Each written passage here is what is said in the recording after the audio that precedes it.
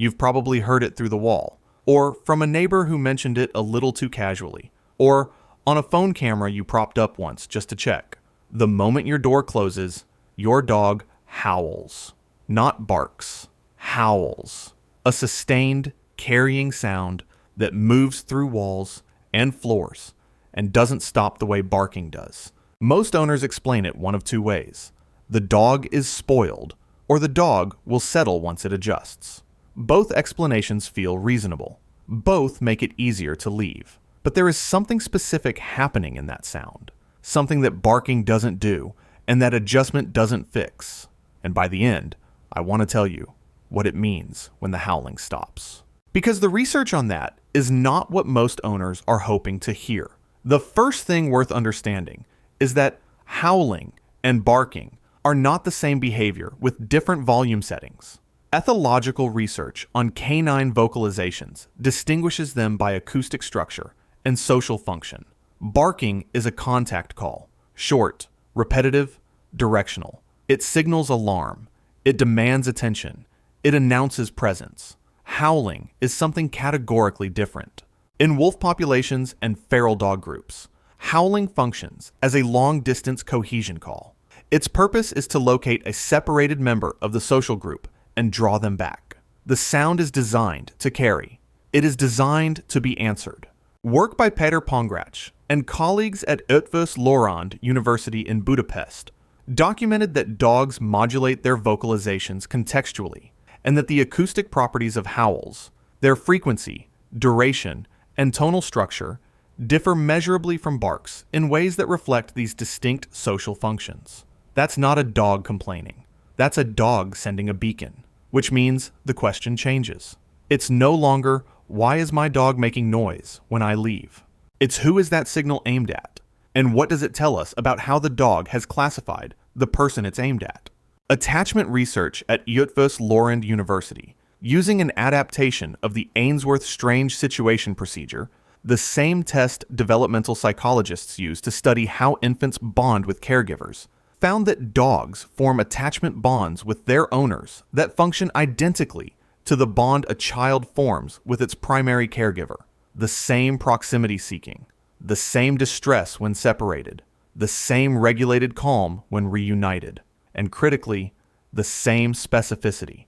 The bond is not to a human in general. It is to one person. This specificity matters enormously for understanding the howl. When researchers compared dogs left completely alone to dogs left in the presence of an unfamiliar person, the distress markers were nearly identical in both conditions. The stranger's presence offered no meaningful buffer. A dog in an empty house and a dog in a house with someone it doesn't know are, neurologically, in the same situation. Think about what that means. The howl is not about isolation. It is about the absence of one specific individual. The person whose presence the dog's nervous system has learned to read as safe. That is not a general anxiety about being alone. That is a targeted signal, aimed at a particular source of security, hoping that signal closes the distance. Now here is where most owners' intuitions diverge sharply from what the research shows. If the dog is howling, at least it's expressing something. It will tire itself out. When the howling stops, the dog has settled. This is the assumption. It is the wrong one. Research measuring physiological markers during owner absence found that vocalization and physiological distress do not resolve together. Heart rate elevation persists in dogs that go quiet. Cortisol levels, the hormonal measure of a stress response, remain elevated well beyond the period of active howling. The body does not return to baseline just because the sound stops. The howling and the underlying distress are not the same thing. One of them runs out. The other keeps going. That's not a dog settling. That's a dog that has run out of signal, while the thing the signal was trying to fix remains unchanged. Individual dogs differ substantially in how long they howl, and that variation is not arbitrary. Breed history is one documented factor.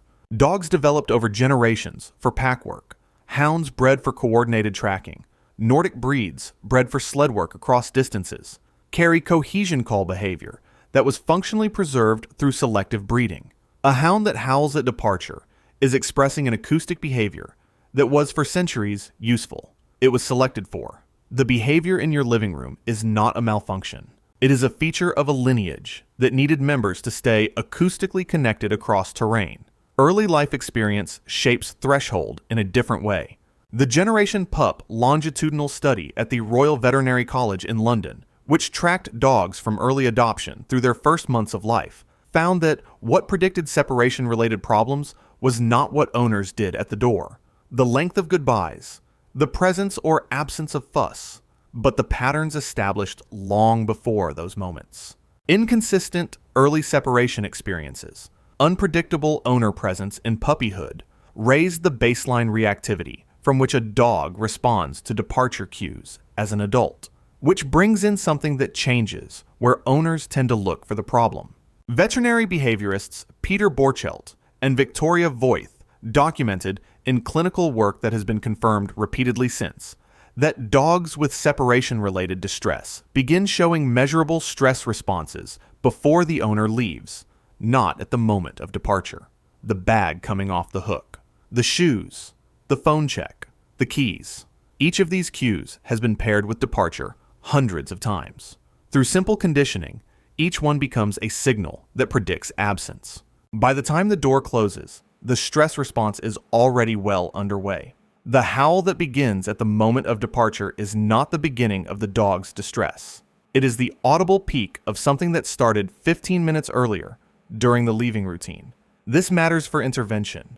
Owners who manage their body language at the door, who leave quickly and without ceremony, are working at the wrong point in the sequence. The signal the dog is reading predates the departure by the length of the entire morning. And then there is what happens on the other end, the return.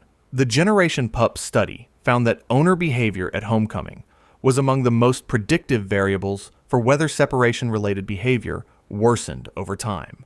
Dogs whose owners returned to find damage, a chewed baseboard, an overturned object, and responded with visible frustration were substantially more likely to develop escalating separation-related behavior. The mechanism is straightforward, and the reason matters. A dog cannot connect an owner's frustration to something it did 4 hours ago. The time window for that causal link simply does not exist in canine cognition. What the dog connects the frustration to is the arrival itself. Over repetitions, the return, the moment that should register as the resolution of the absence, becomes something to brace for. A dog that is anxious about the owner leaving, and also anxious about the owner returning, is a dog for whom the entire day has become a loop of anticipated stress in both directions. Now, the forward reference. The thing I said I'd come back to.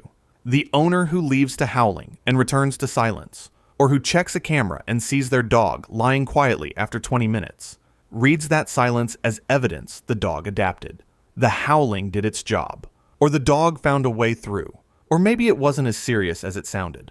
Martin Seligman's foundational research at the University of Pennsylvania, developed beginning in the 1960s and substantially revised in 2016, established that passivity under prolonged, inescapable stress is not adaptation.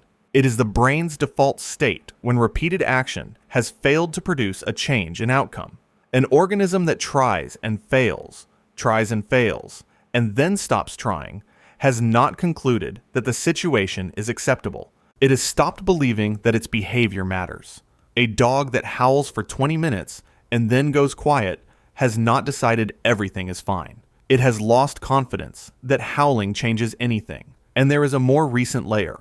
Research examining long-term cortisol levels, measured from hair samples, which capture hormonal accumulation over weeks and months rather than single-moment spikes, found that dogs with chronic separation distress sometimes show lower sustained cortisol than dogs with milder distress. Not because they are less stressed, because their stress system has been running at activation for so long that it has begun to dysregulate. The body's capacity to sustain the stress response has worn down.